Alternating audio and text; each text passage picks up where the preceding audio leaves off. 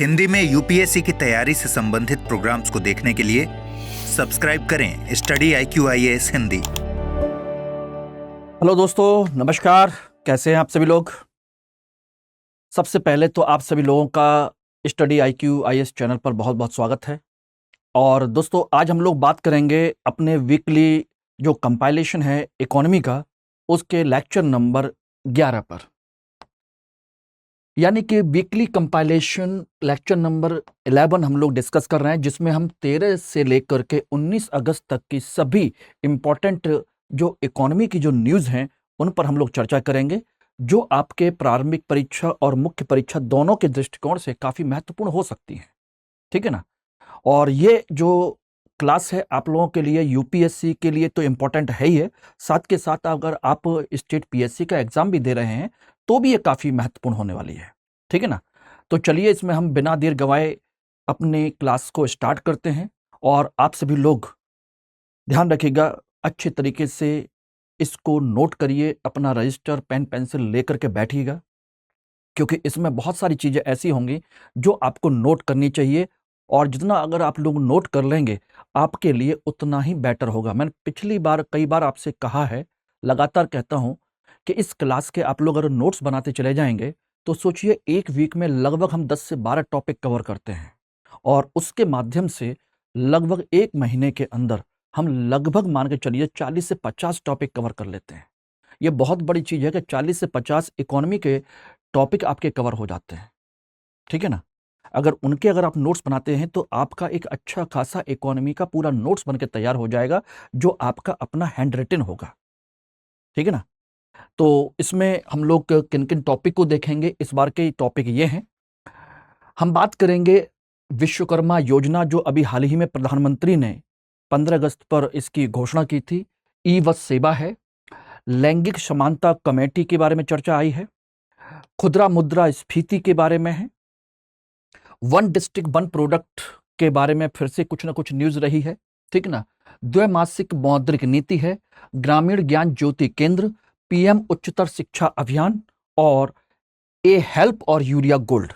ये 10 टॉपिक हैं जिन पर आज हम लोग विस्तृत तौर पर चर्चा करेंगे। ठीक है ना?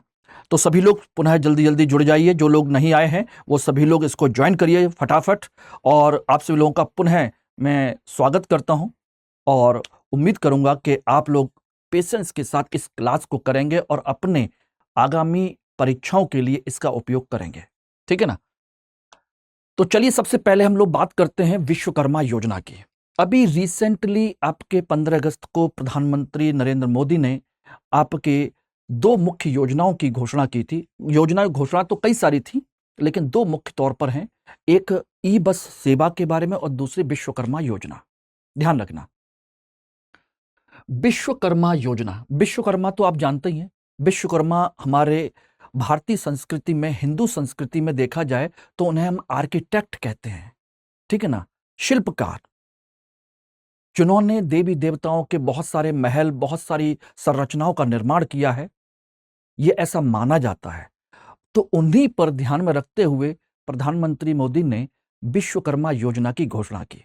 ठीक है ना? इसका उद्देश्य क्या है, ये किसके लिए है, इसका उद्देश्य और ये किसके लिए है, तो इसको समझ लीजिए कि ये जो योजना है दोस्तों, आपके हमारे ग्रामीण क्षेत्र में, शहरी क्षेत्र में जितने भी हमारी कला संस्कृति से जुड़ी हुई हस्तशिल्प, हथकरघा या किसान उत्पादन वाली जो जितनी भी चीजें हैं, उनके जो कारीगर हैं, उनकी कारीगरी को आगे बढ़ावा देने के लिए और उन लोगों को सुरक्षित करने के लिए, क्योंकि हमारी परंपरागत जो कला संस्कृति है, परंपरागत जो हस्तशिल्प है, वो कहीं नष्ट ना हो जाए और कहीं उनको आर्थिक नुकसान ना हो रहा हो। इस दृष्टिकोण से सरकार ने उसके लिए एक योजना बनाई है, जिससे कि उसको संरक्षित किया जा सके। ठीक है ना? तो पारंपरिक कौशल और कारीगरों के कार्यों में कुशल व्यक्तियों को लाभ पहुंचाने के लिए, जो हमारे परंपरागत और पारंपरिक कौशल है, उसमें जो कुशल व्यक्ति हैं उनको लाभ पहुंचाने के लिए ये योजना शुरू की गई। एक अग्रणी योजना है। ठीक है ना? बहुत ही ज्यादा आगे इनिशिएटिव लिया गया है, ध्यान रखना। तो ये इसके लिए शुरू की गई है। इसका नाम किसके नाम पर रखा गया? मैंने कहा था कि एक हमारी दैवीय संस्कृति में जो विश्वकर्मा भगवान के तौर पर जिनको माना जाता है, उनके नाम पर इस योजना को रखा गया है। ध्यान रखना, इसमें कौन कौन लोग शामिल होंगे? इसमें ग्रामीण और शहरी दोनों प्रकार के, दोनों जगह के लोगों को शामिल किया जाएगा। जो भी इस शिल्प का विशेषज्ञ है वो इसमें शामिल हो सकता है। और इसके अंतर्गत ध्यान रखना, 18 प्रकार के व्यापार, पारंपरिक जो व्यापार हैं, 18 प्रकार के जो शिल्प हैं, उन शिल्पों को इसमें शामिल किया जा रहा है। जैसे आपके बुनकर हैं, सुनार हैं, लोहार हैं, कपड़े बनाने वाले हैं, कपड़े धोने वाले हैं, नाई हैं और ऐसे अन्य लोग जो इसके कलाकार हैं। अब कहोगे नाई भी कलाकार है, क्यों भाई? नाई कलाकार क्यों नहीं हो सकते? आज की डेट में जावेद हबीब का नाम सुना है ना? एक से बढ़कर एक कलाकार, एक से बढ़कर एक हेयर सैलून खुले हैं जिनकी अच्छी खासी इनकम होती है। कभी कभी कुछ कुछ चीजों की तो हम लोग अफोर्ड भी नहीं कर पाते हैं, इतने महंगे होते हैं। ठीक है ना? तो वो भी अपने आप में एक कला है और इस कला ने अब जाति बंधनों को तोड़ दिया है। अब इसमें हर कोई आ रहा है, बड़े से बड़े घरों के लोग आ रहे हैं इसमें कलाकारी करने। ठीक है ना? तो यही चीजें हैं, इसमें इन सभी परिवारों को शामिल किया जा रहा है। ध्यान रखने का, इसके अंतर्गत कौशल विकास और सशक्तिकरण के लिए 2023-24 से लेकर के 2027-28 तक, यानी कि लगभग मान के चलिए 5 वर्षों का शासनकाल इसमें शामिल किया गया है। और इसके लिए सरकार ने 5 साल के लिए 13 से लेकर के 15,000 करोड़ रुपए का प्रावधान की घोषणा की है। कितनी? 13,000 से लेकर के 15,000 करोड़ रुपए इसके लिए खर्च किए जाएंगे, ये उन्होंने घोषणा की है, प्रावधान किया गया है। ठीक है ना? ध्यान रखिएगा, इसमें जो नामांकित कारीगर और शिल्पकार हैं उनको पीएम विश्वकर्मा प्रमाण पत्र भी दिया जाएगा और एक जगह उनका पहचान पत्र भी बनाया जाएगा। यानी प्रमाण पत्र भी दिया जाएगा और उनका एक पहचान पत्र के तौर पर उसका इस्तेमाल किया जाएगा। ध्यान रखना। ठीक, अब ये बात आती है प्रमाण पत्र कहां से मिलेगा? ये ग्रामीण सामान्य केंद्रों से ही इनका निर्माण वो आपको उपलब्ध कराए जाएंगे। गांव के क्षेत्र में ही, जो आपके गांव और शहर में जो आपके सामान्य केंद्र हैं जहां पर ये बेसिक चीजें बनती हैं, वहीं से इनको ये उपलब्ध कराए जाएंगे। ध्यान रखना। क्लियर? और एक चीज और ध्यान रखिएगा, इस योजना को केंद्र और राज्य दोनों मिलकर के चलाएंगे, दोनों मिलकर इसको लागू करेंगे। ध्यान रखिएगा। ओके, अब इसमें और क्या क्या सुविधा होगी वो ध्यान रखिएगा। इसमें आपकी जो सुविधा होगी वो ये है कि इन लोगों को, अगर ये लोग अपने किसी भी बिजनेस को, अपने किसी भी स्टार्टअप को या किसी भी स्वरोजगार की गतिविधि को बढ़ावा देना चाहते हैं, तो इनको 1 लाख रुपए पहली किस्त के तौर पर ऋण उपलब्ध कराया जाएगा, जिसकी ब्याज कितनी होगी? केवल 5% एनुअल रियायती ब्याज दर पर इनको ऋण उपलब्ध कराया जाएगा। ये रही। और अगर पहली किस्त को समय पर चुका देते हैं, ध्यान रखना, तो इन्हें दूसरी किस्त 2 लाख रुपए की मिल जाएगी। इसके माध्यम से अपना बिजनेस और बढ़ा कर सकते हैं। तो ये एक अंदर एक प्रावधान है। ध्यान रखिएगा, अभी इसको जब और अच्छे से लॉन्च करेंगे तो इसके अंदर के जो की पॉइंट्स होंगे वो और डिटेल में आ जाएंगे। अभी हाल फिलहाल इसमें इन चीजों पर ध्यान रखिएगा। इसमें कौशल प्रशिक्षण के लिए 500 रुपए और आधुनिक उपकरणों खरीद के लिए 1500 रुपए का वजीफा का भी प्रावधान है। यानी कि जो इसमें प्रशिक्षण लेगा उसको 500 रुपए वजीफा मिलेगा और आधुनिक उपकरण खरीदने के लिए उसको 1500 रुपए, यानी कि 2000 रुपए उसको मिलेंगे। ध्यान रखना, यानी ट्रेनिंग के साथ ही उपकरण खरीदने के लिए 1500 रुपए मिलेंगे और ट्रेनिंग करने के लिए भी 500 रुपए मिलेंगे।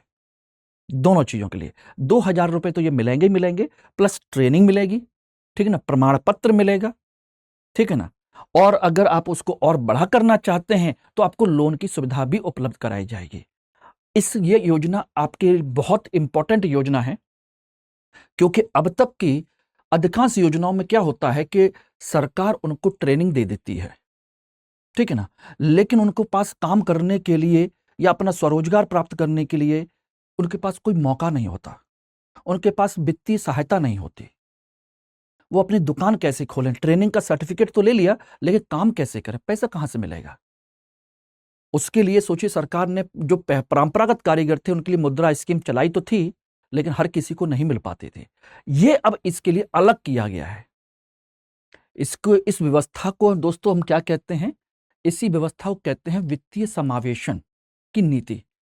अगर हम किसी भी व्यक्ति को सशक्त बनाना चाहते हैं, उसका समावेशी विकास करना चाहते हैं, तो उसको रोजगार मिले न मिले, लेकिन स्वरोजगार के लिए उसको ट्रेनिंग और वित्तीय सहायता जरूर उपलब्ध करानी चाहिए, जिससे कि वो रोजगार के लिए निर्भर ना रहे, बल्कि स्वरोजगार अपना खुद चला सके। ध्यान रखना, इस योजना में दोनों चीजों को शामिल किया गया है। एक तरफ रियायती दर पर ऋण उपलब्ध कराना, साथ के साथ आपको ट्रेनिंग देना, सर्टिफिकेट देना, वजीफा देना, छात्रवृत्ति कह सकते हैं, ठीक है ना, ये सब उनको उपलब्ध कराना, ये इसके अंदर प्रावधान है। और मैं समझता हूं कि ये एक अच्छी योजना है अगर ये सही ढंग से इंप्लीमेंट होती है तो। ओके, ये सभी पॉइंट याद रहेंगे दोस्तों। इन सब चीजों को आप ध्यान रखिएगा। यूपीएससी के मेंस परीक्षा में भी इसके उदाहरण के तौर पर इसको इस्तेमाल कर सकते हैं। समावेशन की नीति के संदर्भ में क्वेश्चन में इस्तेमाल कर सकते हैं, वित्तीय समावेशन के अंतर्गत इस्तेमाल कर सकते हैं। इसका लाभ क्या है ये आप बता सकते हैं। Okay, clear? चलिए, अगला टॉपिक है ई बस सेवा, इलेक्ट्रिक। अब आप जान रहे हैं कि भारत सरकार जो है लगातार अपने पर्यावरण प्रदूषण को कम करने की कोशिश कर रही है। हमने पेरिस सम्मेलन जो 2015 में हुआ था जलवायु परिवर्तन का लेकर के, उसमें हमने खुद से कमिटमेंट किया था कि हम 2030 तक कार्बन उत्सर्जन को काफी हद तक कंट्रोल करेंगे और 2070 तक लगभग नेट जीरो का हमारा टारगेट है, यानी कि जीरो कार्बन उत्सर्जन हम करेंगे 2070 तक जाकर के।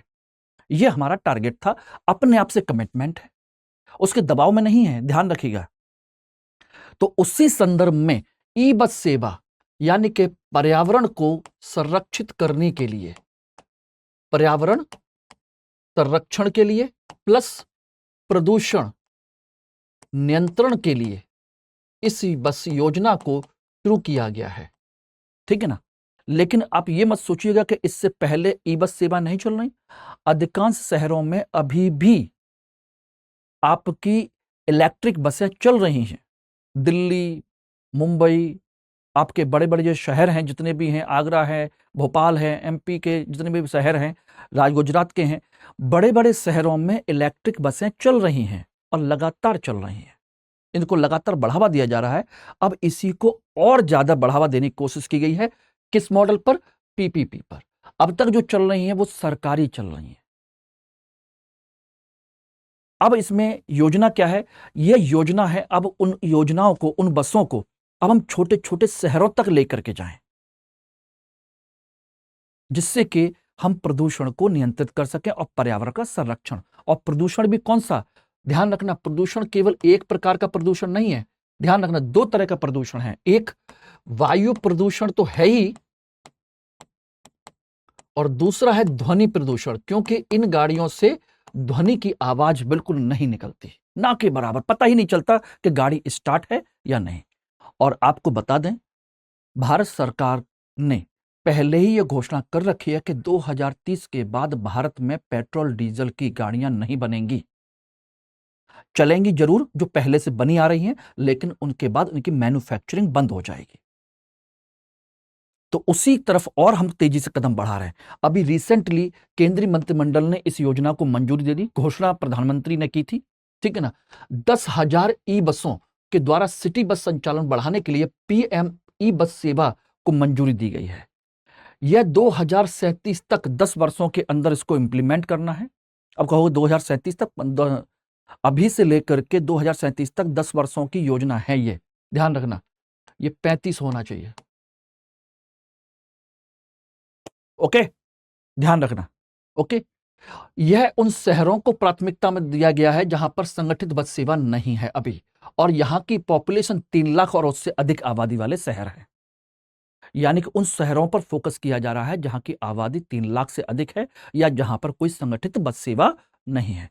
इसके लिए सरकार ने 57,613 करोड़ रुपए का प्रावधान किया है, जारी नहीं कर दिए हैं, ध्यान रखिएगा, प्रावधान किया गया है, जिसमें से 20,000 करोड़ रुपए केंद्र सरकार देगा, बाकी राज्य सरकारें वहन करेंगे, ठीक है ना, ध्यान रखना एवरीबॉडी। और यह योजना 2 खंडों में जारी की जाएगी, लागू की जाएगी। पहले खंड में, खंड ए जो है, उसमें 169 शहर इसमें शामिल किए जाएंगे पीपीपी मॉडल पर। 10,000 ई बसें तैनात की जाएंगी। और उसके बाद खंड बी में ग्रीन अर्बन मोबिलिटी इनिशिएटिव के तहत 181 शहरों में इंफ्रास्ट्रक्चर को अपग्रेड किया जाएगा। यानी पहले बसें लागू की जाएंगी और उसके बाद लागू किया जाएगा ग्रीन अर्बन मोबिलिटी इनिशिएटिव के तहत इंफ्रास्ट्रक्चर। ध्यान रखना, आधारभूत ढांचा भी बनाया जाएगा। अब कहोगे आधारभूत ढांचे में क्या जरूरत है भाई? इनकी इलेक्ट्रिक चार्जिंग स्टेशन कौन बनाएगा? ध्यान रखिएगा, इनके डिपो कैसे बनेंगे? उस तरह के रोड बनाने पड़ेंगे, पूरा इंफ्रास्ट्रक्चर तैयार करना पड़ेगा। ये सारी चीजें होंगी, ठीक है ना। और ध्यान रखिएगा, इसमें निजी क्षेत्रों का विशेष योगदान होगा, निजी क्षेत्र के समर्थन से होगा, इसलिए पीपीपी है। इसमें केंद्र सरकार, ध्यान रखिएगा, इसमें केंद्र सरकार केवल और केवल क्या देगी? इनको सब्सिडी देगी। यानी कि इन बसों को लागू करेगा प्राइवेट सेक्टर ही, प्राइवेट सेक्टर ही इसको लागू करेगा। वो आपसे पैसे वसूलेगा, टिकट वसूलेगा, उसके माध्यम से अपनी भरपाई करेगा। और जो निजी क्षेत्र बाजार से पैसा उठाएगा, उसके ब्याज पर इसको सब्सिडी दी जाएगी। ध्यान रखिएगा, खरीदने में आप जो बसें खरीदेंगे उसमें सब्सिडी दी जाएगी, ब्याज पर सब्सिडी दी जाएगी, ठीक है ना। और उसकी भरपाई कैसे होगी? भरपाई होगी हमारे और तुम्हारे टिकट खरीदने से। भाई जैसे हमारे टोल प्लाजा बने हुए ना रोड पे, भाई रोड तो बनाया प्राइवेट सेक्टर ने ही, जमीन दी सरकार ने, बनाया प्राइवेट सेक्टर ने, चला भी प्राइवेट सेक्टर रहा है, वो आपसे हमसे टोल वसूल रहा है। उसी तरीके से ये भी आपके टोल वसूलेंगे, टोल नहीं वसूलेंगे, टिकट के माध्यम से पैसा कलेक्ट करेंगे, ठीक है ना। तो ये एक नया इनिशिएटिव है। अब तक जो बसें चल रही हैं वो चल रही हैं सरकारी ई बसें, अब ये चलेंगी, ये प्राइवेट सेक्टर के थ्रू चलेंगी ई बस। और छोटे छोटे शहरों को विशेष तौर पर टारगेट किया जा रहा है, ठीक है ना। इंफ्रास्ट्रक्चर में आप समझ ही गए हैं, आपके चार्जिंग स्टेशंस, डिपो, ये सारी चीजें होंगी। इन लोगों को सुविधाएं दी जाएंगी, सरकार सब्सिडी देगी, ये सब कुछ होगा, ओके। और इसके माध्यम से क्या होगा? एक संगठित बस इंफ्रास्ट्रक्चर को डेवलप किया जाएगा। क्या किया जाएगा? संगठित बस सेवा ढांचा, इसको बनाया जाएगा प्रॉपर तरीके से। तो इन पॉइंट्स को आप लोग ध्यान रखिएगा, ओके। एवरीबॉडी समझ में आ गया सभी को? ठीक है ना। तो अच्छे तरीके से इसको कवर करिए और इसको आप लोग देखिए, नोट करिए, ठीक है ना, ध्यान रखिएगा। और इकोनॉमी के लिए आपको एक चीज मैं और बता देता हूं, जो लोग क्लास देख रहे हैं सभी लोग ध्यान रखिएगा। मंडे से सुबह 11 बजे आप लोगों के लिए एक नई सीरीज स्टार्ट कर रहा हूं और उसका नाम है टर्मिनोमिक्स, यानी कि आर्थिक शब्दावली, टर्म्स इन इकोनॉमी। अधिकांश स्टूडेंट्स कंसेप्ट तो समझ लेते हैं, लेकिन बहुत सारी जो टर्मिनोलॉजी है उसको नहीं समझ पाते। और यूपीएससी और स्टेट पीएससी में प्रारंभिक परीक्षा में अधिकांश जो क्वेश्चंस आते हैं, ध्यान रखिएगा, वो टर्मिनोलॉजी को लेकर के होते हैं। अधिकांश क्वेश्चन पेपर उठा के देखिएगा, पिछले 10 साल के, 15 साल के, उनमें से अधिकांश क्वेश्चन जो हैं टर्मिनोलॉजी को लेकर के हैं। और टर्मिनोलॉजी ही समझ में नहीं आती ढंग से। अगर हम टर्मिनोलॉजी को ढंग से कवर करते चले गए तो समझ लीजिए कि हमारा पूरा इकोनॉमी तैयार हो गया, समझ लीजिएगा। तो एक बहुत लंबी और एक अच्छी श्रृंखला स्टार्ट हो रही है टर्मिनोमिक्स के नाम से। आप सभी लोग उसको ज्वाइन करिए और अपने नोट्स बनाइए। मैं गारंटी दे रहा हूं कि आप लोगों को यूपीएससी के एग्जाम में उससे बहुत हेल्प मिलेगी, कुछ भी नहीं बचेगा। छोटी छोटी छोटी छोटी टर्मिनोलॉजी को एक एक करके हम डिटेल में डिस्कस करते चले जाएंगे, आपका कुछ भी नहीं बचना है, ठीक है ना। ध्यान रखिएगा, ये करंट का चल ही रहा है, उधर हम ट्रेडिशनल और करंट दोनों को उठा करके बात करेंगे, ठीक है ना। Everybody clear? चलिए ध्यान रखिएगा सभी लोग। अगला है लैंगिक समानता कमेटी, जेंडर इक्वेलिटी कमेटी को लेकर के। अभी हाल ही में जेंडर इक्वेलिटी कमेटी को गठन किया है नागरिक उड्डयन नियामक ने, यानी कि जो सिविल एविएशन रेगुलेटरी अथॉरिटी जो है, यानी कि हमारे जो वायुयान परिवहन का जो प्राधिकरण है, उसने इस व्यवस्था को लागू करने की कोशिश की है। उसके लिए कमेटी बनाई है कि भारत में विमानन क्षेत्र में यानी एविएशन फील्ड में लैंगिक समानता को हासिल करने के लिए जो सुझाव देने के लिए 4 सदस्यीय कमेटी बनाई है। क्वेश्चन पूछा जा सकता है कि जेंडर इक्वालिटी कमेटी किस विभाग ने, किस मंत्रालय ने, कहां, किसने बनाई है? ठीक है ना। तो ये समिति गठन किया है, इसमें 4 लोग हैं। ये रहे, ये इसके अध्यक्ष हैं डायरेक्टर प्रशिक्षण के आरपी कश्यप, दूसरे हैं सुरभिता सक्सेना, पवन मालवीय और कविता सिंह। सोचिए इसमें भी 2 लेडीज 2 जेंट्स यानी कि 50-50, और इसका टारगेट ही यही है, ध्यान रखिएगा, महिलाओं की भागीदारी को 2030 तक सभी वैश्विक विमानन क्षेत्र में पेशेवर और उच्च रोजगार के स्तर पर 50-50 के संतुलित अनुपात को बनाए रखने के लिए और उतना टारगेट को अचीव करने के लिए, इसी के लिए सुझाव देने की घोषणा की गई है कि आप इस पर सुझाव दीजिए कि हम 2030 तक अपने क्षेत्र में 50% महिलाओं को कैसे कैसे और कहां कहां पर इनिशिएट कर सकते हैं, उनको इंक्लूड कर सकते हैं और कैसे बढ़ावा दिया जा सकता है। इसके लिए सुझाव देने की बात की गई है। ठीक है ना, ध्यान रखिएगा।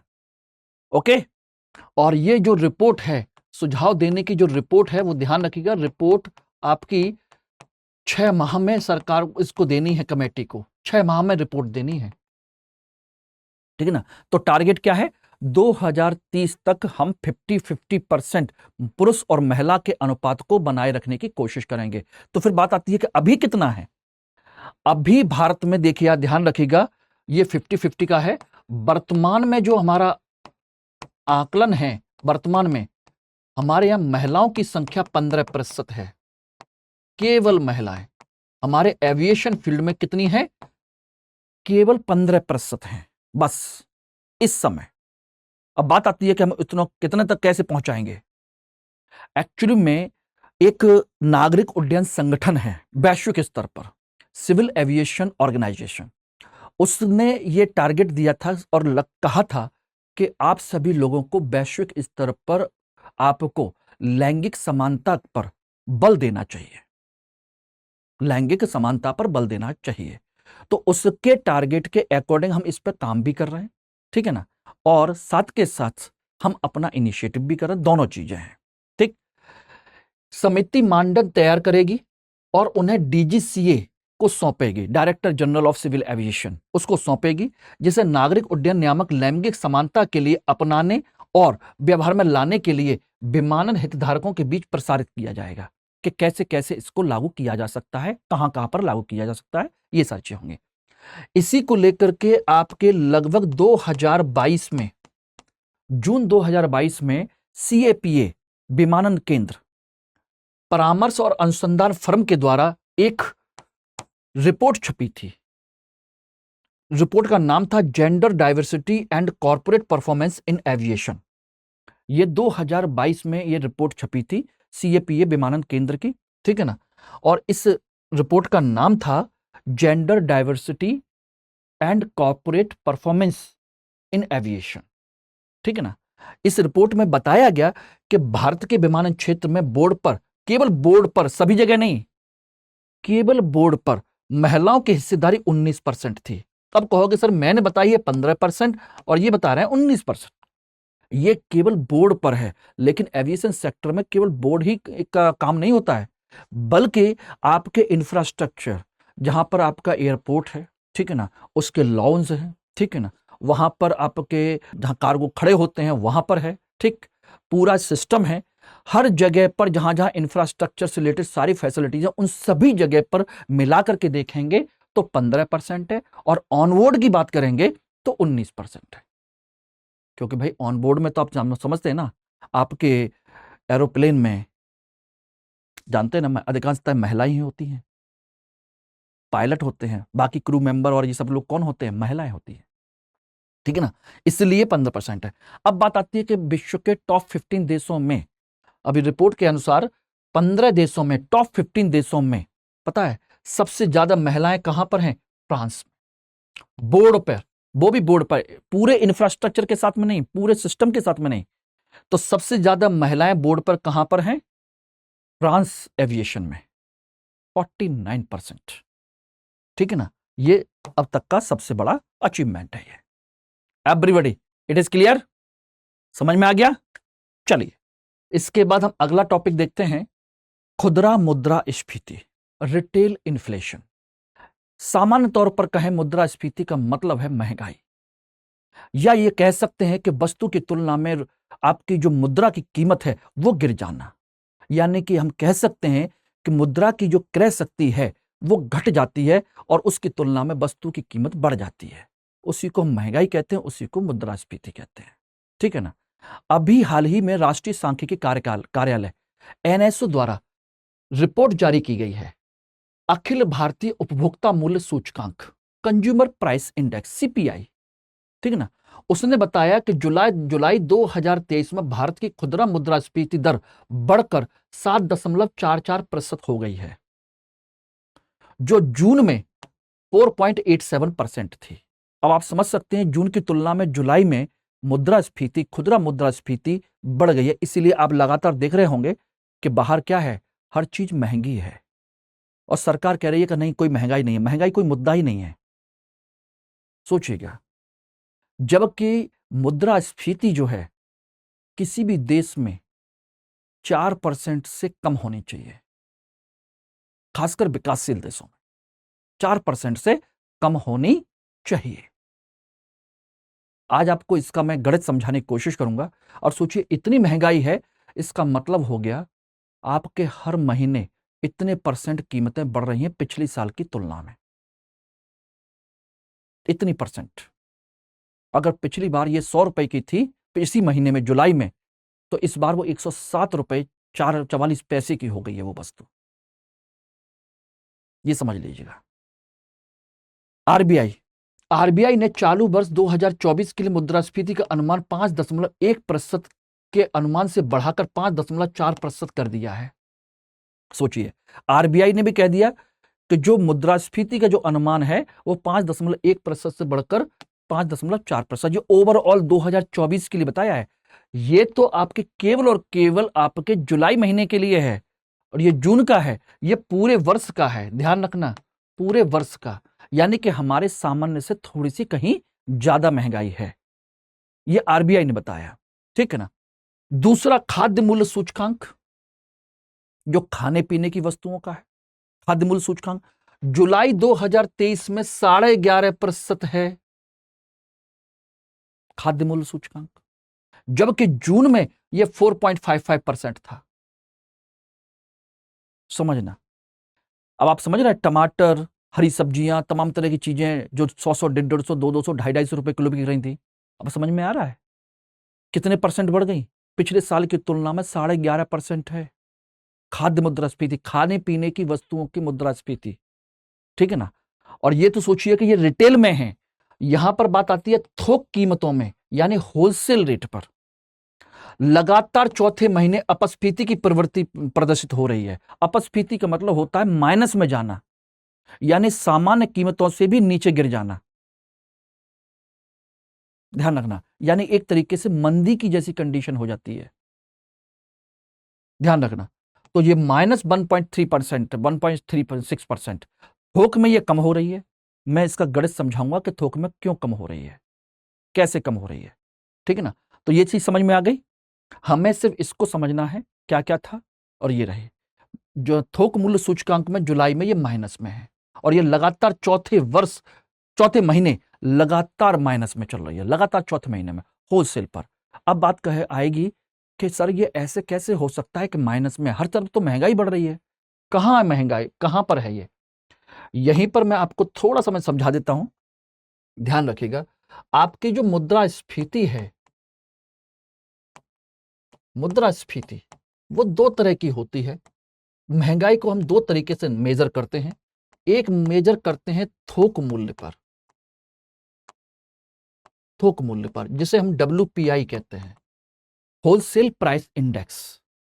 और एक होती है आपकी खुदरा वाली, रिटेल, जिसे हम क्या कहते हैं, कंज्यूमर प्राइस इंडेक्स, उपभोक्ता मूल्य,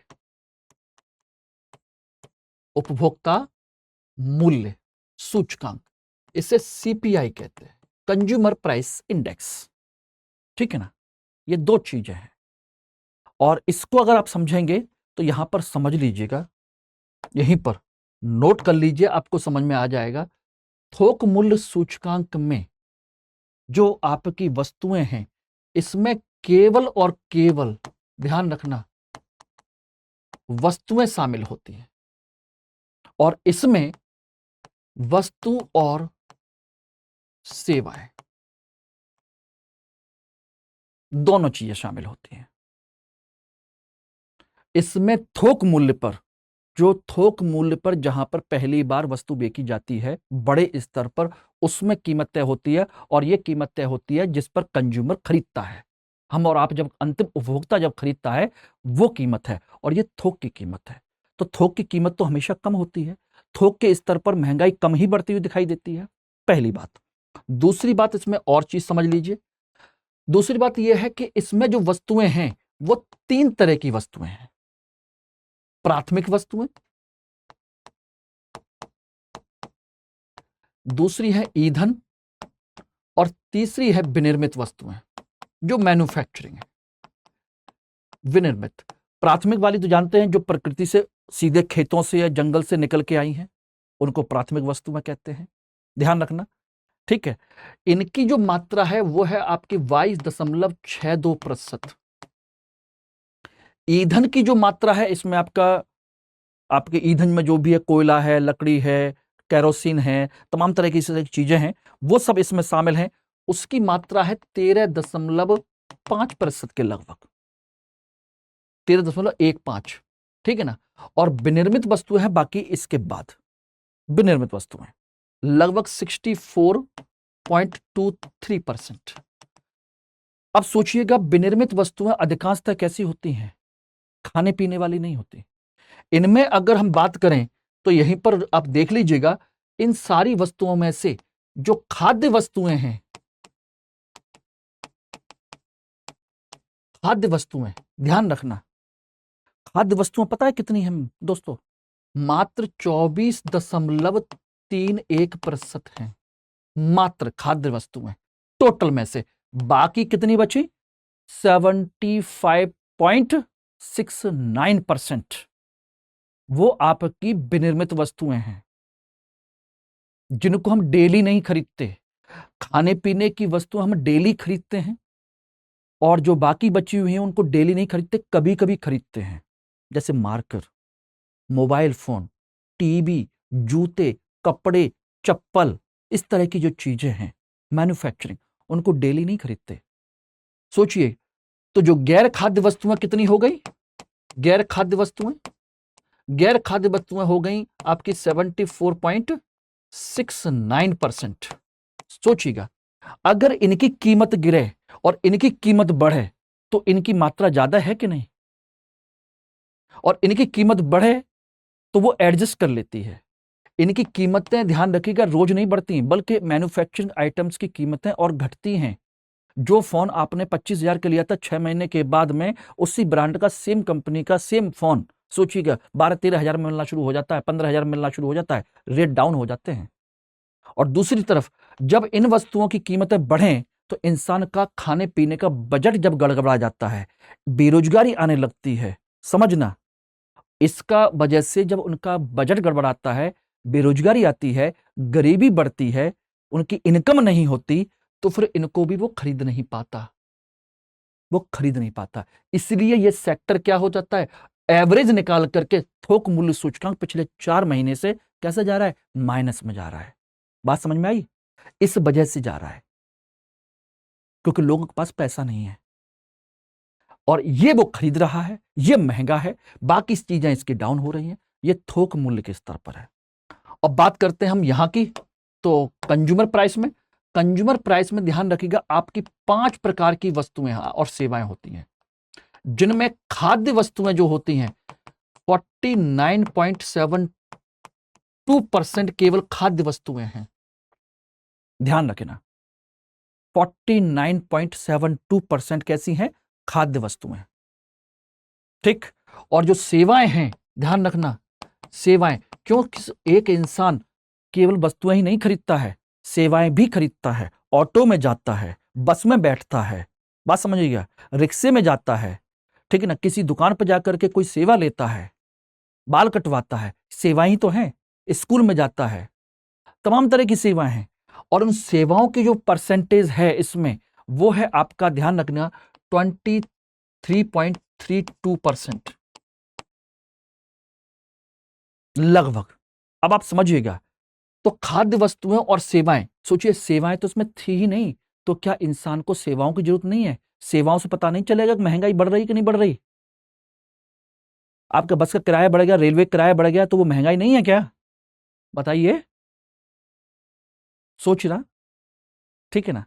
किसी कंप्यूटर सेंटर पर जाकर काम करवाते हो, क्या उसमें वो महंगा नहीं बढ़ रही? वो 10 रुपए की जगह 20 रुपए मांगता है, वो भी तो महंगाई है। ये कंज्यूमर के लिए है, समझ लीजिएगा। इसलिए सोचिए, दोनों मिलाकर के लगभग सोचिए 72% ऐसी ये चीजें हैं जिसको वो डेली इस्तेमाल करता है, एक आम व्यक्ति डेली इस्तेमाल करता है, इसलिए यहां पर आपको महंगाई दिखती है। यहां पर सोचिएगा आपकी कंडीशन क्या है, यहां पर आपकी कंडीशन है 11 दशमलव समथिंग की, 11 11.5% की महंगाई है यहां पर, और यहां पर क्या है, माइनस में है। समझ में आ गया माइनस में क्यों है? कारण समझ में आ गया, क्योंकि खाने पीने की और जरूरी चीजें तो वो खरीदेगा ही खरीदेगा एट एनी कॉस्ट, तो वो यहां से उसने खरीद ली, लेकिन इसकी मात्रा जरा सी है, सिर्फ 25% नहीं है, सेवाएं इसमें है नहीं, और अन्य जो वस्तुएं हैं वो खरीदता नहीं है, डेली खरीदेगा नहीं, है नहीं, इसलिए रेट डाउन। समझ में आ गया माइनस के होने का?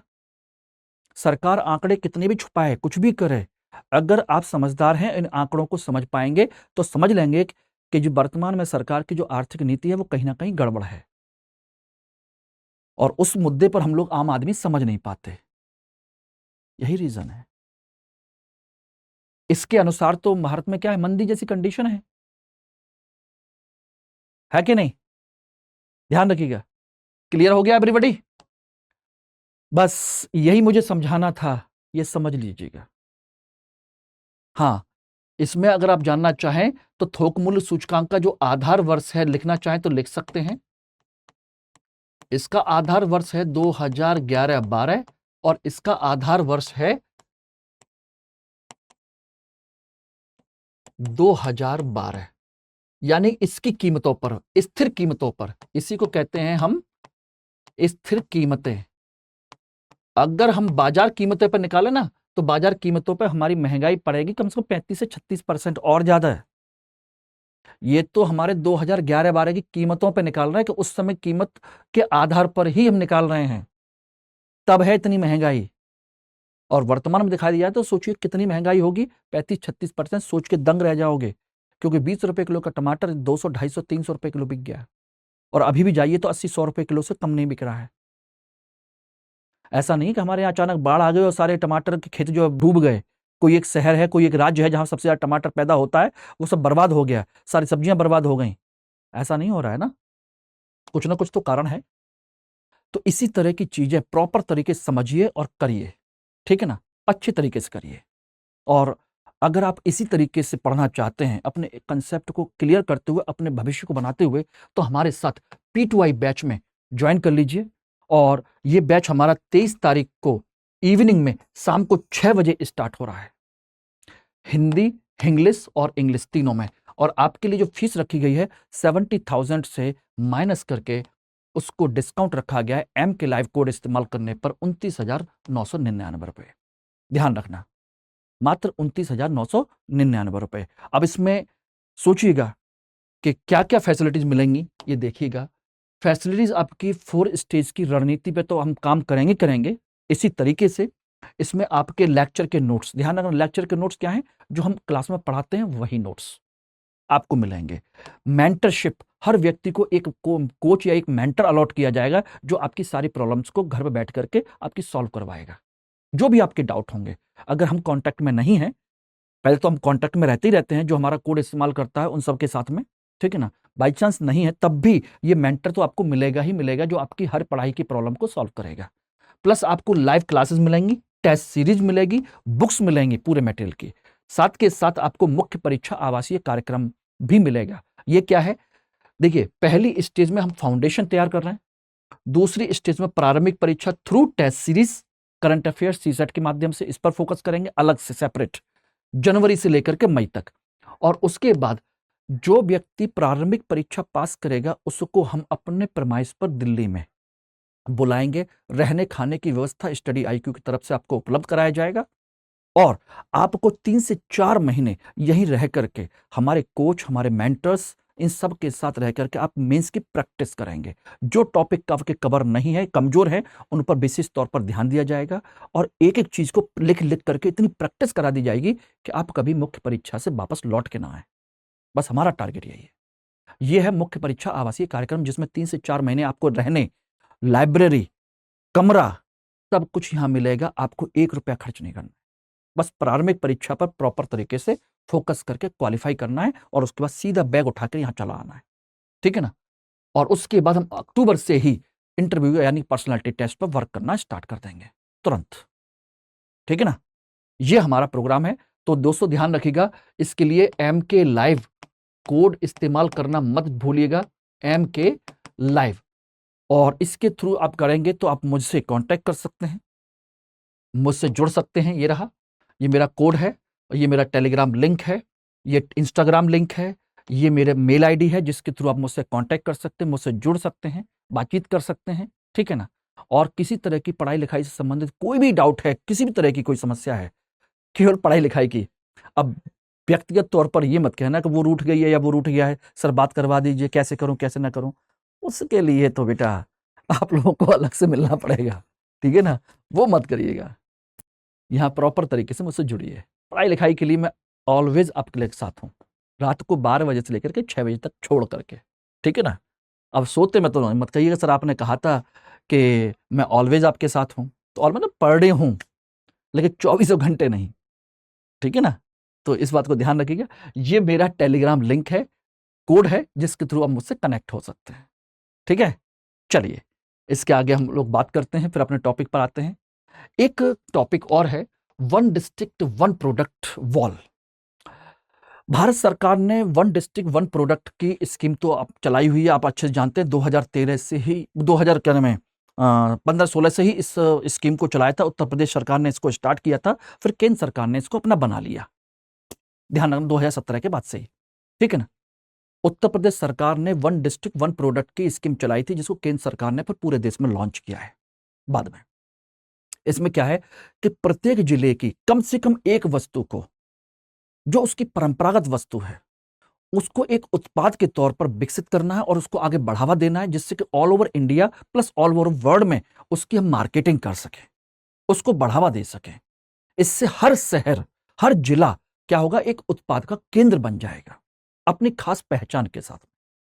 उसी चीज को लेकर के अभी एक जिला एक उत्पाद दीनदयाल अंत्योदय योजना के तहत राष्ट्रीय ग्रामीण आजीविका मिशन के बीच, इन तीनों योजनाओं के बीच में एक सहयोगात्मक प्रयास के माध्यम से एक ODOP वॉल का निर्माण किया गया है। ODOP वॉल, ODOP वॉल क्या है, कुछ भी नहीं है। दिल्ली में एक सरस आजीविका केंद्र खोला गया है। क्या खोला गया है? सरस आजीविका केंद्र, दिल्ली में केंद्र, कहां पर? दिल्ली में। ध्यान रखना, यह केंद्र खोला गया है और इसकी दीवार पर सोचिए ODOP को लेकर के हमने पूरा का पूरा एक कंसेप्ट डेवलप किया दीवारों पर।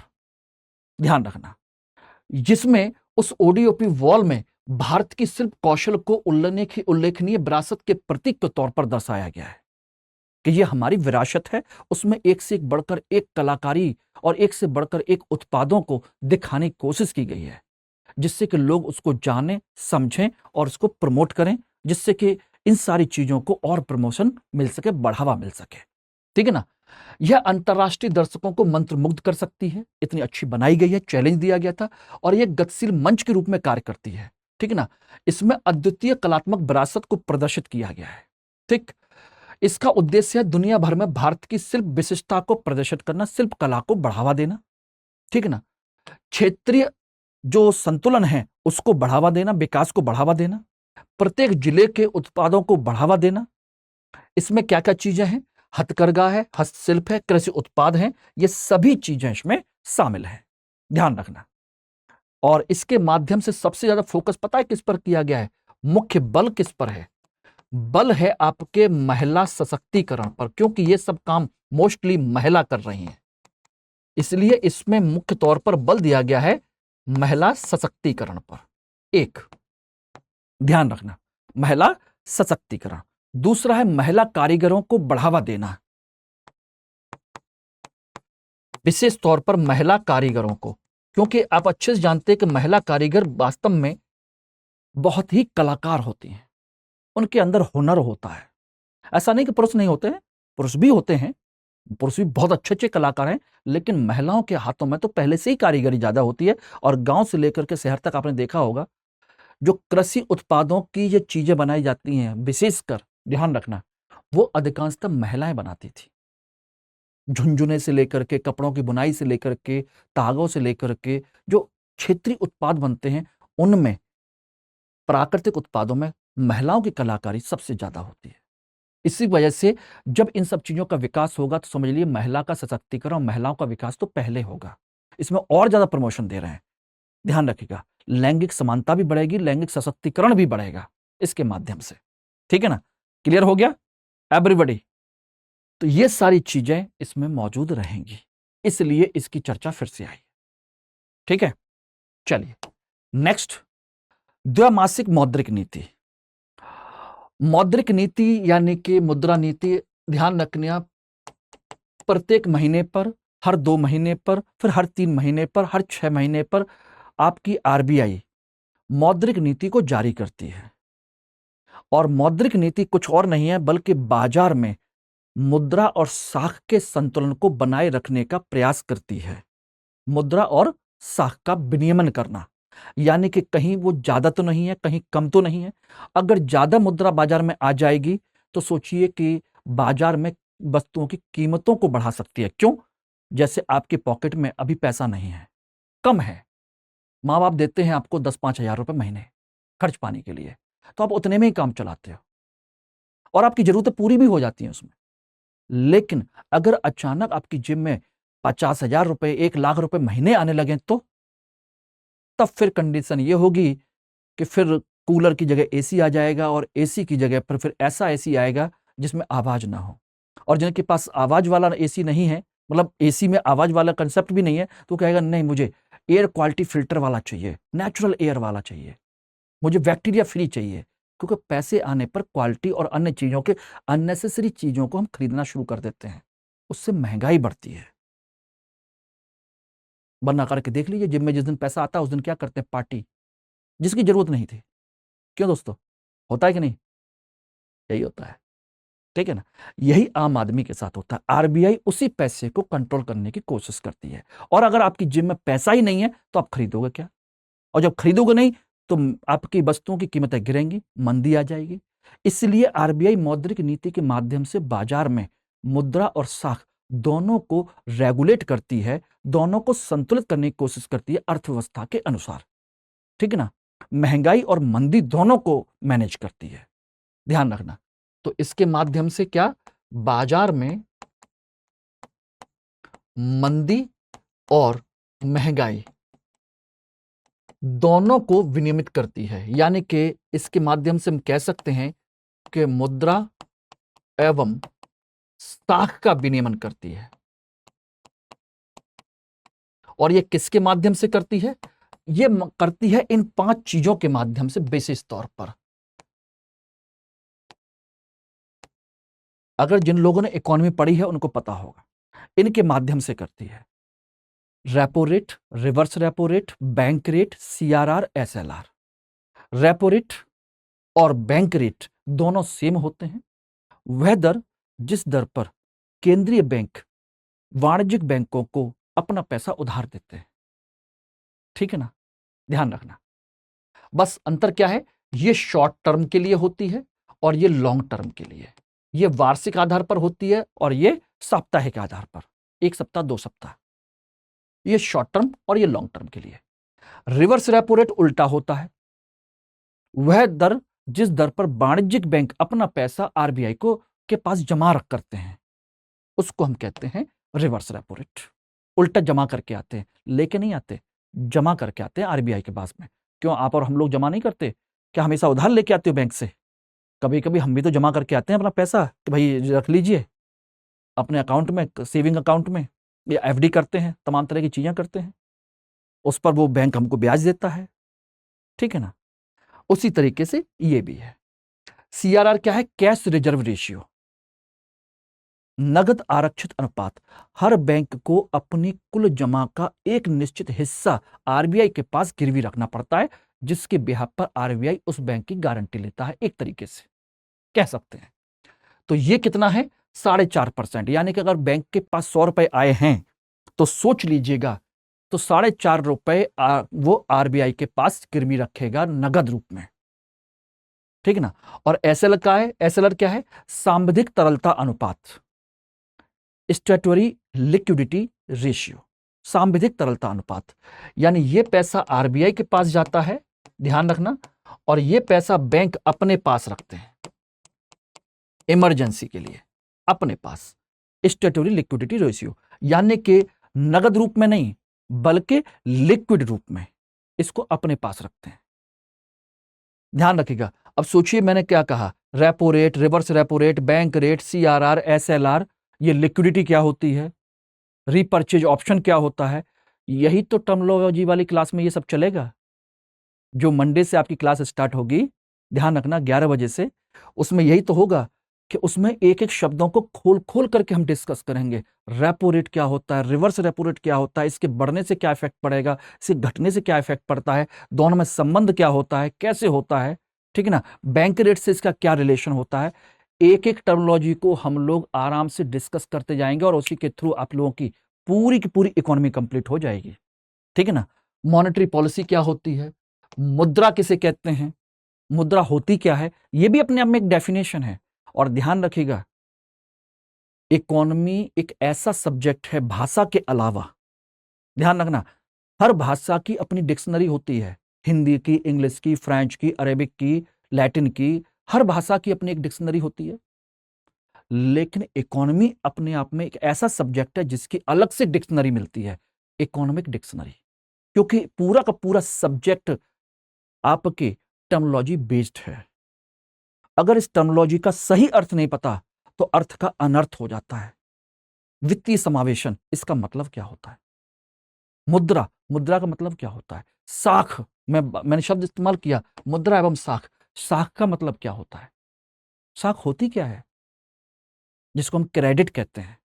और इसको ध्यान रखिएगा, ये शब्द बहुत छोटा सा है, इसके लिए राष्ट्रीय अंतर्राष्ट्रीय स्तर पर बड़ी बड़ी एजेंसीज बनी हुई हैं जो किसी भी देश की, किसी भी कंपनी की रेटिंग बताती हैं कि फलानी कंपनी ने, फलानी जो है आपकी S&P ने हम भारत की रेटिंग गिरा दी है, अर्थव्यवस्था की रेटिंग गिरा दी है, उसने उसकी रेटिंग बढ़ा दी है। तो वो क्रेडिट रेटिंग एजेंसीज हैं कि भारत की साख कैसी है, इस कंपनी की साख कैसी है। तो साख का मतलब समझ लीजिए, क्रेडिट कार्ड आप रखते हैं, उसको हिंदी में कहते हैं साख पत्र। किसी को 2 लाख की लिमिट होती है, किसी को 5 लाख की लिमिट होती है, किसी को 50,000 की लिमिट होती है। और कोई क्रेडिट कार्ड लेना चाहता है तो बैंक उसको क्रेडिट कार्ड नहीं देती। क्यों? क्योंकि उसकी साख नहीं है, जैसी साख वैसा उसके लिमिट होती है। समझ में आ गया। तो इसी तरीके से एक एक चीज को हम करेंगे और यहां भी वही समझ लीजिएगा। एवरीबॉडी, इट इज क्लियर, ध्यान रखना। तो यहां पर ये मैंने बता दिया। अब इसमें जो चीजें हैं, ध्यान रखना, इन चीजों को लेकर के अभी आरबीआई ने जो रिपोर्ट जारी की है, एमपीसी, मॉनेटरी पॉलिसी कमेटी, जो इसको जारी करती है, ठीक है ना, उसने भारत की वास्तविक सकल घरेलू उत्पाद वृद्धि को, यानी कि जीडीपी को 6.5% पर बरकरार रखा है कि 2023-24 के लिए हमारी जो जीडीपी है 6.5% रहेगी, ठीक है ना। और 2024 के फर्स्ट क्वार्टर में 8%, सेकेंड क्वार्टर में 6.5%, क्वार्टर 3 में 6% और क्वार्टर 4 में जाकर के 5.7% रह सकती है, 5.7% रही है। और चौथा क्वार्टर कहां पर खत्म होगा 2024 का? 2024 में जाकर के, कब? 2024 के मार्च तक। 1 अप्रैल से तो नया साल लागू हो जाएगा ना। तो ये उसने कहा है कि इतनी रहेगी, ठीक है ना। इसमें बताया कि इसका सिरे से ग्रामीण शहरी क्षेत्र में वृद्धि हो रही है, निवेश गतिविधियों में वृद्धि हो रही है, पूंजीगत व्यय में बढ़ाने के इरादे से सरकार इस पर काम कर रही है। इसीलिए सोचिए हमारी जीडीपी थोड़ी सी बढ़ी हुई है। और इसमें उन्होंने कहा है कि एमपीसी ने अगस्त 2023 के लिए पॉलिसी के रेट्स में कोई भी चेंज नहीं किया है, यानी कि यही रेट जो हैं आपके फिक्स हैं अभी तक, इसमें कोई चेंज नहीं किया। ना रेपो रेट बढ़ाया, ना रिवर्स रेपो रेट बढ़ाया, ना घटाया, ना बैंक रेट घटाया बढ़ाया, कुछ भी नहीं किया। ये आपके करंट के आंकड़े हैं, यानी कि आरबीआई ने इनमें से किसी में भी कोई भी चेंज नहीं किया है। Okay, clear everybody? चलिए, ग्रामीण ज्ञान ज्योति केंद्र अभी हाल ही में एनएचपीसी जानते हैं, नेशनल हाइड्रो पावर कॉर्पोरेशन, आपके बिजली उत्पादन का हाइड्रो इलेक्ट्रिक की सबसे बड़ी कंपनी है, ठीक है ना। भारत की सबसे बड़ी जल विद्युत संगठन है एनएचपीसी लिमिटेड। उसने ग्रामीण ज्ञान ज्योति केंद्र स्थापित करने के लिए यूनिवर्सल हेल्थ फाउंडेशन के साथ एक समझौता किया है। अब कहोगे कि उसने क्यों किया? क्योंकि हर कंपनी का अपना एक सामाजिक जिम्मेदारी होती है, जिसे हम कहते हैं कॉर्पोरेट सोशल रेस्पॉन्सिबिलिटी, सीएसआर कहते हैं, कि मैं अब यहीं से सब कुछ खरीदता हूं, यहीं पर सब कुछ बेचता हूं, यहीं से बनाता हूं, तो जो प्रॉफिट कमाता हूं वो भी तो यहीं के लोगों से करता हूं। तो उस प्रॉफिट में से लगभग 2% हिस्सा प्रॉफिट का, सोचिएगा जितना आता है उसका 2% हिस्सा हम समाज के कल्याण के लिए अपना सामाजिक उत्तरदायित्व समझते हुए खर्च करते हैं, और ये करना चाहिए, ये नई कंपनी नियम के अनुसार है, ठीक है ना। तो ये इसमें ही प्रावधान किया। इसीलिए उसने क्या किया है, यूनिवर्स हेल्थ फाउंडेशन के साथ टाई अप किया, और उसने जोधपुर राजस्थान के 9 गांव और नागौर राजस्थान का 1 गांव, यानी टोटल 10 गांव हो गए टोटल।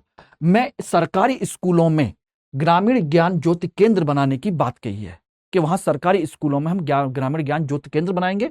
इसमें यूनिवर्सल हेल्थ फाउंडेशन बुनियादी ढांचे की सुविधाएं प्रदान करेगा, ठीक है ना। और इसके अंतर्गत क्या होगा, वहां पर रीडिंग रूम बनाए जाएंगे, ऑनलाइन कोचिंग सेंटर बनाए जाएंगे, डिजिटल शिक्षा को उपलब्ध कराने का प्रयास किया जाएगा। यानी कि सरकारी स्कूलों के इंफ्रास्ट्रक्चर को क्या करेंगे, 10 गांव के उन इंफ्रास्ट्रक्चर को बेहतरीन करने की कोशिश की जाएगी। वहां डिजिटल इंफ्रास्ट्रक्चर होगा, लाइट व्यवस्था होगी, ठीक है ना। आपके कोचिंग सेंटर बनाए जाएंगे, स्टडी रूम बनाए जाएंगे, जिससे कि उनको बेनिफिट मिल सके। सोचिए, हर कंपनी अगर ये करने लगे तो सरकार की भी जरूरत नहीं है, ये कंपनियां अपने पैसे से ही इनको उठा ले जाएंगी। यही इसीलिए सरकार ने तय किया था, और अभी से नहीं है, बहुत पहले से है, कॉर्पोरेट सोशल रेस्पॉन्सिबिलिटी का कंसेप्ट बहुत पहले से है। ओके, चलिए, पीएम उच्चतर शिक्षा अभियान, ध्यान रखना, अभी हाल ही में सरकार ने यह चर्चा में आया है, क्योंकि 14 राज्यों और केंद्र शासित प्रदेशों ने शिक्षा मंत्रालय के साथ एक समझौता ज्ञापन पर हस्ताक्षर नहीं किया अभी तक। खासकर किसके लिए? प्रधानमंत्री उच्चतर शिक्षा अभियान के अंतर्गत पिछले 3 वर्षों तक धन प्राप्त करने के लिए राष्ट्रीय शिक्षा नीति का क्रियान्वयन अनिवार्य है। अगर आप सभी लोगों को जो स्कूल व्यवस्था है, राज्यों को राष्ट्रीय शिक्षा नीति का अगर कार्यान्वयन करना है, तो पिछले अगले 3 वर्षों के लिए आपको उसको लागू करना होगा। उसके लिए पैसे की जरूरत पड़ेगी, और पैसा तब मिलेगा जब आप एक मेमोरेंडम ऑफ अंडरस्टैंडिंग एमओयू पर सिग्नेचर कर देंगे, और अभी तक 14 राज्यों ने इस तक पर हस्ताक्षर नहीं किए हैं, ठीक है ना। अब ये आती है पीएम ऊषा, जिसे हम कहते हैं पीएम ऊषा, का नाम दिया गया है प्रधानमंत्री उच्चतर शिक्षा अभियान, ठीक है ना। लेकिन आपको बता दें, यह योजना ऑलरेडी 2013 में पहले ही लॉन्च हो चुकी थी। ये लॉन्च कब हुई थी? 2013 में लॉन्च हुई थी, जिसका नाम था राष्ट्रीय उच्चतर शिक्षा अभियान। यानी कि पिछली कांग्रेस सरकार ने इसको लॉन्च किया था रूसा के नाम से, जिसे बाद में 2 जून 2023 में प्रधानमंत्री उच्चतर शिक्षा अभियान के रूप में लॉन्च किया है। यानी पुरानी योजना को ही उन्होंने पीएम ऊषा के नाम से लॉन्च कर दिया, ठीक है ना। ये ध्यान रखना, ये रही अक्टूबर 2013 में केंद्र प्रायोजित योजना थी, जिसका लक्ष्य था पूरे देश में उच्च शिक्षण संस्थानों का रणनीतिक वित्त पोषण करना और उच्च शिक्षा संस्थानों को आगे बढ़ावा देना। यानी कि उच्च शिक्षा को बढ़ावा देने का इसमें प्रावधान था, यानी उच्च शिक्षा के लिए आधारभूत ढांचा देना। ध्यान रखना, उच्च शिक्षा के लिए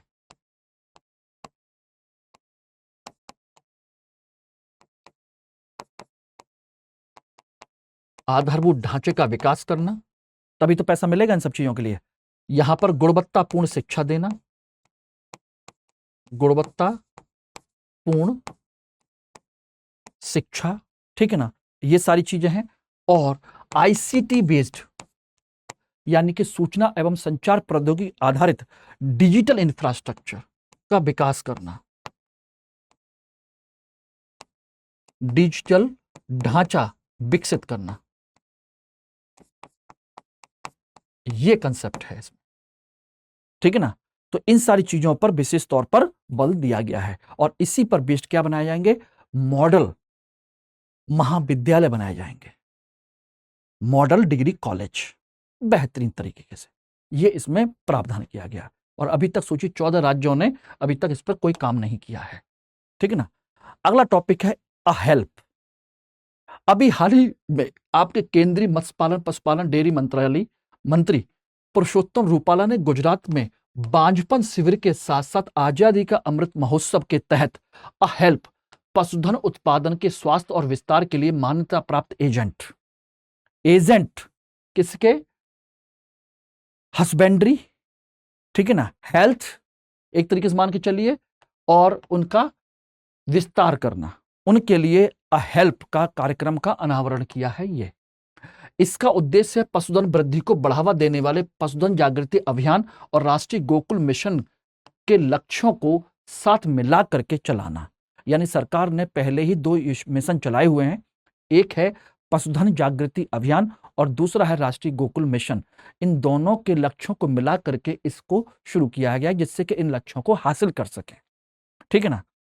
पशुधन जागृति अभियान पशुधन के स्वास्थ्य, रोग प्रबंधन और पशुओं के बांझपन के लिए महत्वपूर्ण पहल है, जबकि राष्ट्रीय गोकुल मिशन जो है वह स्वदेशी मवेशियों और भैंसों के वैज्ञानिक संरक्षण को बढ़ावा देते हुए उन्नत तकनीकों, उच्च आनुवांशिक योग्यता वाले सांडों और घर घर कृत्रिम गर्भाधान के उपयोग से गौजातीय उत्पादकता में निरंतर वृद्धि करना है। गोकुल मतलब गायों का विकास करना, नई प्रजातियां विकसित करना, परंपरागत प्रजातियों को का संरक्षण देना, ठीक है ना। अब बात आती है इन दोनों के माध्यम से क्या होगा। अ हेल्प कार्यक्रम के तहत पशुओं के रोग नियंत्रण किए जाएंगे, कृत्रिम गर्भाधान किए जाएंगे और पशुओं की टैगिंग की जाएगी, पशुधन पशुओं का बीमा भी कराया जाएगा और इसके लिए प्रशिक्षित महिला एजेंट को सूचीबद्ध किया गया है। और इसमें महिला सशक्तिकरण को बढ़ावा देना, पशुधन में वृद्धि करने के उद्देश्य से अ हेल्प कार्यक्रम ग्रामीण समुदायों के सामाजिक आर्थिक प्रगति में योगदान देगा। यानी कि इसमें मूलतः किसको शामिल किया गया है, महिलाओं को, क्योंकि महिलाएं ही गांव के क्षेत्र में आप देखे होंगे कि पुरुष तो जनरली क्या चला जाता है, खेतों पर चला जाता है। पशुओं की देखभाल करने की जिम्मेदारी अधिकांशतः महिलाओं के पास होती है, सोचिए। और महिलाएं आज भी देखेंगे तो गांव में गाय भैंस पाल करके ही बहुत कुछ बड़े स्तर पर अपने आर्थिक गतिविधियों को संचालित करती हैं। बस समझ लीजिएगा, महिलाओं की वजह से, ठीक है ना। अगला है यूरिया गोल्ड। कौन सा टॉपिक है, यूरिया गोल्ड। अभी हाल ही में प्रधानमंत्री ने यूरिया गोल्ड उर्वरक लॉन्च किया है रिसेंटली, ठीक है ना। इसे किसने लॉन्च किया है, किसने बनाया है, राष्ट्रीय केमिकल्स एंड फर्टिलाइजर्स लिमिटेड ने द्वारा इसे विकसित किया गया है। यह कुछ भी नहीं है, अभी आपने देखा होगा यूरिया होता था सिंपल सा, जो सफेद यूरिया होता है जिसको खेत में हम छिड़क देते हैं तो कंडीशन क्या होती है कि वो बहुत जल्दी मेल्ट हो जाता है और भाप बन करके उड़ जाता है, तो पौधे तक वो बहुत कम पहुंचता है, पौधों की जड़ों तक, या पौधे की जितनी जरूरत होती है उतना कम पहुंचता है, ठीक है ना। उसके बाद उसको कंट्रोल करने के लिए हमने क्या किया, नीम लेपित यानी कि नीम कोटेड यूरिया का कंसेप्ट लेके आए थे, जिसकी वजह से जो नीम की कोटिंग जब हो जाती है यूरिया के ऊपर तो धीमे धीमे गलता है वो, और उसके अंदर जो नाइट्रोजन है उसको जो पौधा है धीरे धीरे एब्जॉर्ब कर लेता है, तो यानी कि उसकी नाइट्रोजन एब्जॉर्बिटी जो होती है वो बढ़ जाती है, पौधों की लंबे समय तक सस्टेन रहता है, इससे पौधों को ग्रोथ अच्छी मिलती है, ठीक है ना। इसीलिए उसमें अगला कंसेप्ट और लाया, अगला कंसेप्ट आया गया यूरिया और सल्फर को मिला करके, जिसको हम कह सकते हैं सल्फर कोटेड यूरिया, जिसको हम यूरिया गोल्ड कह रहे हैं। इसमें 37% नाइट्रोजन और 17% सल्फर इसमें मिक्स किया जाएगा, ध्यान रखिएगा, सल्फर कोटेड। बाकी और जो मटेरियल होगा वो अलग होगा ही होगा, ध्यान रखना। इस मिश्रण से क्या होगा, मृदा में जो मिट्टी के अंदर जो सल्फर की कमी होती है वो सल्फर की आवश्यकता भी पूरी हो जाएगी और सोचिए नाइट्रोजन उपयोग दक्षता यानी नाइट्रोजन को उपयोग करने की जो कैपेसिटी है वो भी पौधों की बढ़ जाएगी, उसमें वृद्धि हो जाएगी। इस तरीके से यूरिया का सही उपयोग भी हो जाएगा और मिट्टी को सल्फर भी मिल जाएगा। और भारत की मिट्टी में प्रायः सल्फर की कमी होती है, खासकर तिलहन और दालों के फसलों के लिए। इससे यह बेटर रहेगा, दोनों काम हो जाएंगे एक साथ, यानी सल्फर की मात्रा भी मिल जाएगी और आपका यूरिया यानी नाइट्रोजन के उपयोग की दक्षता भी बढ़ जाएगी। तो यह है आपका कंसेप्ट दोस्तों। Clear everybody? तो ये थे आज के आपके टॉपिक और मैं उम्मीद करता हूं कि आपके टॉपिक आज अच्छे लगे होंगे, क्लास आपको समझ में आई होगी। और आपको मैं बार बार बोल रहा हूं कि मंडे से 11 बजे आपकी इकोनॉमिक टर्मिनोलॉजी टर्मिनोमिक्स सीरीज स्टार्ट हो रही है और उसी दिन ध्यान रखेगा शाम को 5:30 बजे आप लोगों की मॉडर्न इंडिया पूरी कंप्लीट सीरीज स्टार्ट होगी थ्रू मेंस की आंसर राइटिंग। यानी कि मेंस की आंसर राइटिंग तो होगी, पूरा कंसेप्चुअल पोर्शन आपका कवर हो जाएगा। 2 चीजें आप लोगों के लिए स्टार्ट हो रही है मंडे से, ठीक है ना? मिडिवल इंडिया तो आप खत्म कर ही चुके हैं, अब मॉडर्न इंडिया थ्रू मेंस की आंसर राइटिंग स्टार्ट होगी with concept and with previous year questions. तो दोनों चीजों के लिए आप लोग तैयार रहिएगा। संडे टू संडे ये चलेगा। बाकी किसी को मुझसे कांटेक्ट करना है तो इसके थ्रू मुझसे कांटेक्ट कर सकते हैं। कोड ये रहा और टेलीग्राम इंस्टाग्राम मेल आईडी मेरी ये रही और ये रहा आपका टेलीग्राम लिंक, ठीक है ना? चलिए, all the best, have a nice day. Hindi में यूपीएससी की तैयारी से संबंधित प्रोग्राम्स को देखने के लिए सब्सक्राइब करें स्टडी IQ IAS हिंदी।